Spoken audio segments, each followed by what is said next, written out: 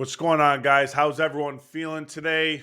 You having a good morning, good afternoon, whatever time it is when you're watching this. Yeah, because I'm feeling great. I want to know how you guys are feeling. So drop a like in the comments. Tell me how you're doing down in the damn comments below. All right. I like audience interaction. It keeps me on my toes. It keeps me feeling good. If keeps me feeling like you guys actually give a shit about the damn video. So I want to hear you guys down in the comments. Every last one of you watches this video. Drop a comment and tell me how your damn day's doing. All right, appreciate that. Regardless, I'm wearing my gold John Lester All-Star jersey. That was a terrible, terrible attempt at turning. I might have just thrown out my side there. Not gonna lie.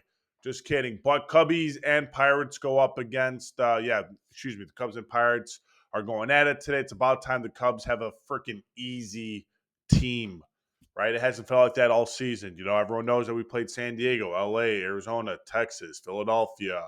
I'm sure I'm missing some other damn team in there.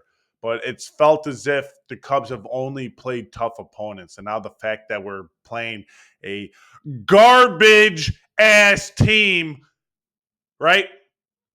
Feels amazing. It feels amazing that the Cubs can play bully ball right now and just destroy Pittsburgh, because that's what's going to happen.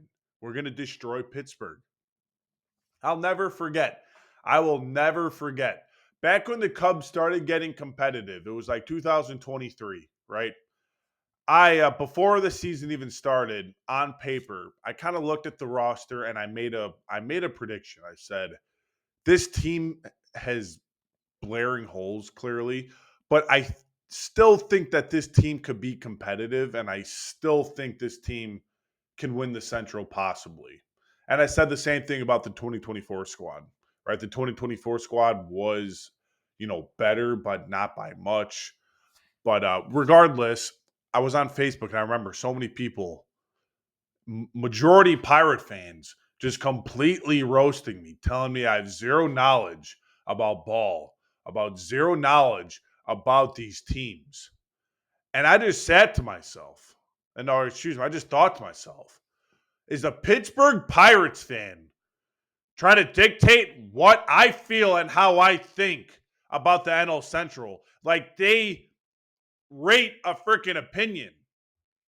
How about you guys keep yourself in the damn basement, locked with those freaking chains, nowhere to go but down because your owner is garbage, doesn't spend money on the damn team. You guys are going to lose Paul Skeens because you're not going to extend Paul Skeens. I promise you that. And Paul Skeens is smart enough to where he would never sign an extension with Pittsburgh. So, yeah, I have a personal issue with Pittsburgh and their fans. I've been to Pittsburgh. They have a nice ballpark. That doesn't matter. Your team's garbage. You guys got nothing on Chicago. And let's dive into this damn series, all right? Now I'm heated. Now I want to dive into the series. So let's do it. With that being said, welcome back to another episode of the Cubby Perspective. My name's Andrew, and I'm a podcast for the fans and by the fans. Alrighty, so the first place Chicago Cubs currently sit at 17-12 on the season, one game ahead of Cincinnati.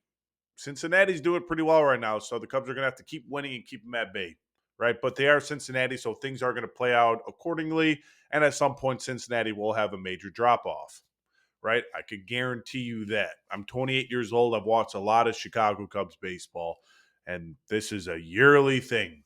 So don't worry, guys. Everything's calm. The only team we have to look out for is Milwaukee, and I'm still not even that high on them this year, right? But let's stay on topic here. Cubs are 6-4 in their last 10 games, and they are on a 2-game losing streak. A losing streak is really 3 games, but they still lost 2 in a row, so whatever. Let's just call it a losing streak. 2-game losing streak. I fully anticipate that ending against the garbage Pittsburgh Pirates. Cubs have 172 runs scored, 133 runs against. That's a plus 39 run differential. 9-7 at Wrigley, 8-5 away. So the Cubs are playing good ball. at home as well as away. They actually have a better winning percentage away, which is pretty remarkable. You don't see that too often, right? So expect the Cubs to, and play some good baseball at PNC Park in this series. Let's jump to the Pirates. Fifth place Pirates, 11-18, 6 games out of first, 4-6 in their last 10 games, 102 runs scored, 127 runs against, negative 25 run differential, 6-7 at home, 5-11 away. They're just struggling, right? Not only they can't win at home, they're not winning away. They're not scoring enough runs for their pitching staff. They're trending downwards. This is an easy sweep. I have all the confidence in the world that this is going to be a sweep. And I'm not lying. I'm not lying. I'm not just being cocky either. I think the Pirates are walking into the danger zone. They don't really understand what type of team this is this year. This is a much different team than previous years. Are you kidding me? We got PCA who's playing like Barry Bonds out there, dude. Pre-steroid Barry Bonds. I'm not even kidding. Look up the numbers. It's unbelievable. 15 extra base hits in a month, 10 plus stolen bases, 5 homers. Dude's batting average is up to like 300 now. You got prime Barry Bonds on our team. You got, the Kings core Kyle Tucker, right, who dictates the way the game goes. You got Ian Consistent Hap, right? Michael Bush is a walking machine. This guy's an on-base lunatic. He hasn't been hitting, but guess what? He's been walking like two times a game. This team's different. This team's built to sustain success this year, and that's what we're going to see. All right, let's talk about the pitching matchup tonight at 6:40 p.m., so don't miss it. Shota Imanaga versus Andrew Heaney. Imanaga's coming off a rough start against LA. 5.2 innings pitched, 6 Ks, 7.94 ERA, and a 1.59 whip. It is the Dodgers, so you got to give them some sort of slack on that. Anytime you got Freeman, Betts, Ohtani, and all the other dudes, and Tommy Edman, who's also like steroid Barry Bonds at the moment, right? That's just going to lead to some chaos every now and then. You're not going to have a good start against them every single time. So I give Shota a pass on that game, right? But season stats for Shota Imanaga: 34 innings pitched, 2-1 record, 27 Ks, 1.09 whip, and 2 quality starts. So he is doing very good for the Cubs. Very effective. You see that ERA inflated a little bit from last year, but a 3-point, what was it? What whip did he have? I don't even have it written down. It's like a 3.18 or something like that on the season. It's definitely a good whip, right? It's not a bad whip by any means. And if he sustains that the entire season, the Cubs are going to be in for a fun ride with Shota Imanaga.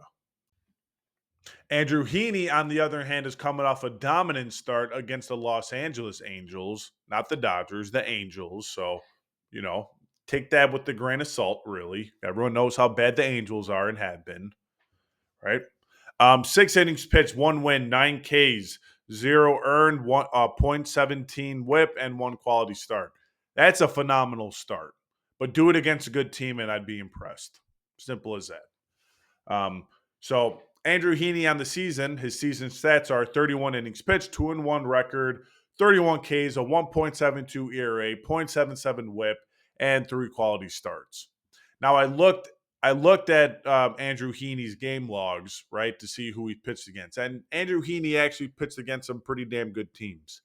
So the dude is, on fire this year. And he's going to obviously look to continue that hot streak of his because, he's getting old. He's still trying to, make some money and stuff like that.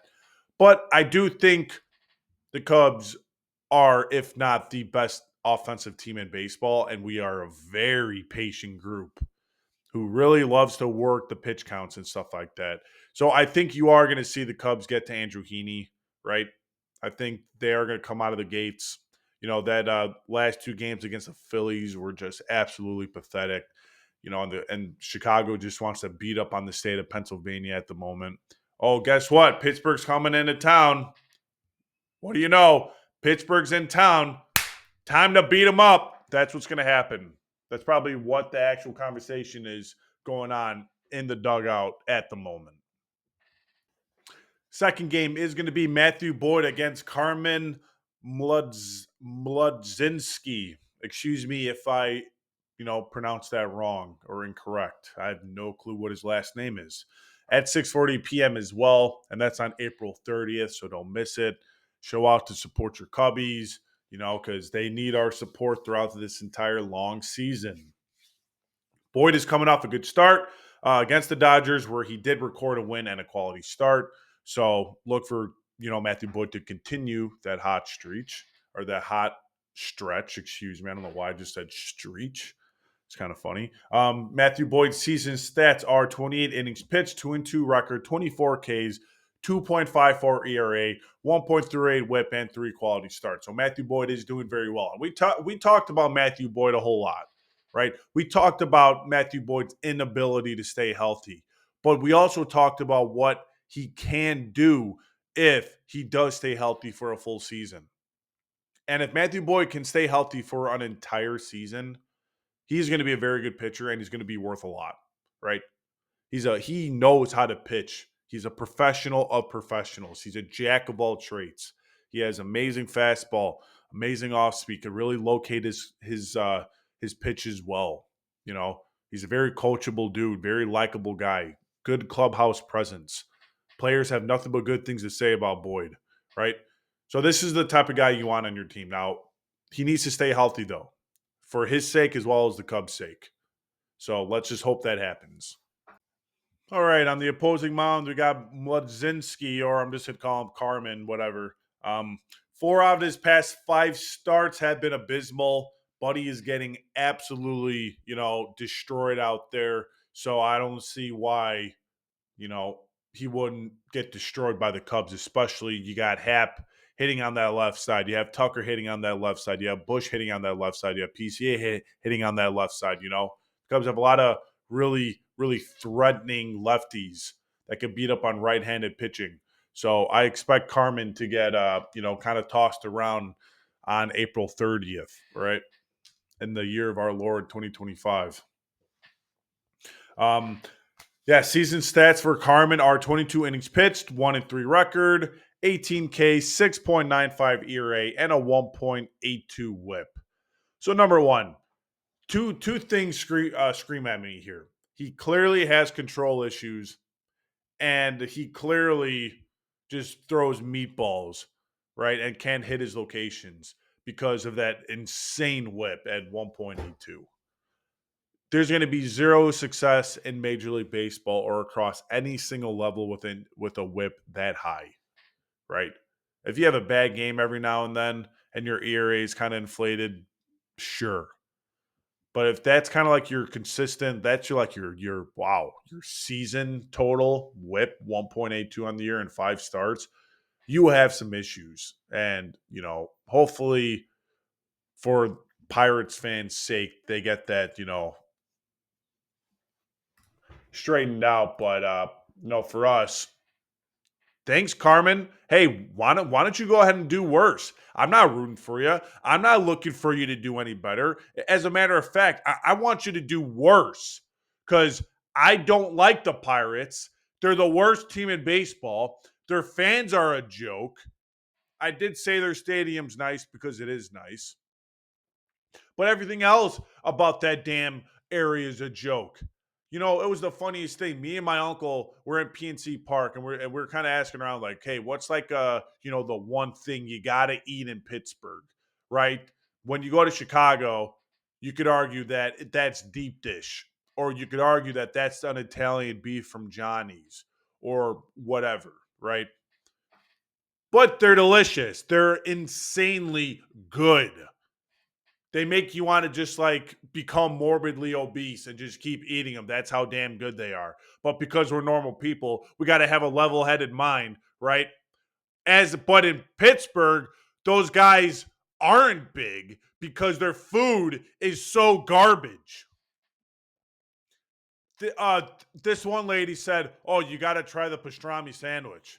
Right? The damn pastrami sandwich was expensive. It took a while to make, and that pastrami sandwich was complete utter dog shit. Is what it was. It had pastrami, sauerkraut, French fries. Like onions on there, mustard. Now on paper, you're like, it can't be that bad.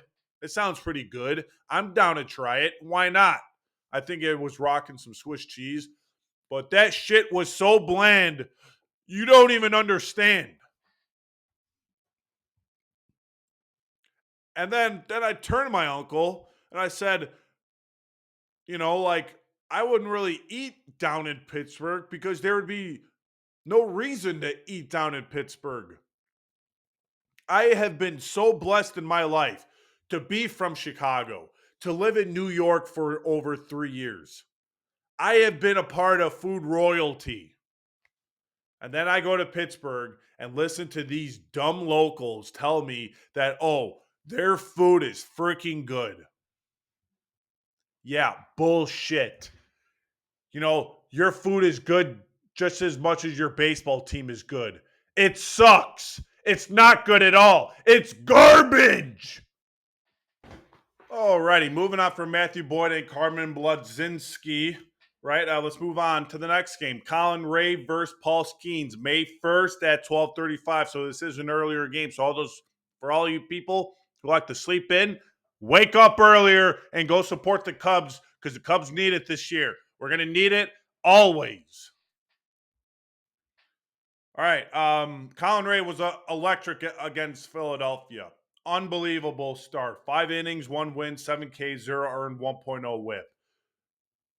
Dude is having a legitimate season. Ray, for his season stats, look as 18.2 innings pitched, 1 win, 19 Ks, 0.96 ERA, 1.07 whip. Colin Ray is everything the Cubs wanted him to be and more at this point. Through 5 starts, you have an ERA less than 1. That's kind of mind-boggling to me. So I think we all deserve, stand up and give Colin Ray a round of applause. That's for you, Colin. This jersey's kind of small on me, but whatever. And last but not least, the last pitcher that we're talking about is no other than Paul Skeens, the poster boy of MLB pitching, the epitome, the creme de la crop of ace. That's Paul Skeens. The dude actually is unreal. Like, really is unbelievable. Paul Skeens, he seems like a good dude. I just feel bad that he has to play for Pittsburgh. I think Paul Skeens is going to look really well in Cubby Blue someday, and I really mean that. That's never going to happen because Tom Ricketts, doesn't want to fork over the money to re-sign Kyle Tucker, right? Which pisses me off a lot. Paul Skeens absolutely dominated LA in his last start. It was a complete, absolute annihilation. I don't have the numbers right here. I thought I wrote them down, but I guess I didn't, so oh well. But season stats on this year are 37 innings pitched, 3-2 record, 39 strikeouts, 2.39 ERA, 0.8 whip, and 4 quality starts. Now, I just take a gander at those numbers, and let me just share those numbers with you again. 37 innings pitched, screw the wins and losses, 39 strikeouts, 2.39 ERA, a 0.8 whip with 4 quality starts. Pirates got a good one. They simply got a good one, and that's all there is to say. That he's very good. He's very unbelievable. And if the Cubs want to win that game, right, they got to contain Pittsburgh's offense, and we might have to get to the bullpen because I don't see the Cubs scoring too many runs off of Paul Skeens. Like I said, if the Cubs want to win this ball game, I think we're going to win it in the latter half of the game when the Pirates throw out their bullpen. That's where I think the Cubs offense is going to come into play there. Now, I get it. We got some very talented hitters on our team. So, who knows? Maybe the Cubs do beat up on Paul Skeens. That would be awesome to see, right? But I just don't see that happening because Paul Skeens really is unbelievable. All right, so let's move on to offense, right? Let's start off with the Pirates. The Pirates have a very underwhelming offense, and everyone knows that. They lack depth, they lack good hitters, they lack everything in that lineup outside of maybe a few players, right? So let's go through their lineup that they dished out last start against the Dodgers. Um, they have O'Neal Cruz, who's good. Brian Reynolds is typically good, but he's off to a slow start. Andrew McCutchen, I'm not going to talk shit about Andrew McCutchen. Andrew McCutchen's a very all-around good player. He's a legend in Pittsburgh. He's a great ambassador for the game like that. So I'm not going to talk shit about McCutchen. He is getting older, but he is having a somewhat decent season, right? He's not in for power much anymore, but he's still getting the job done for them. Joey Barr, Ke'Bryan Hayes, Adam Frazier, Tommy Pham, Ian Connor Falefa or whatever. Yeah, very underwhelming.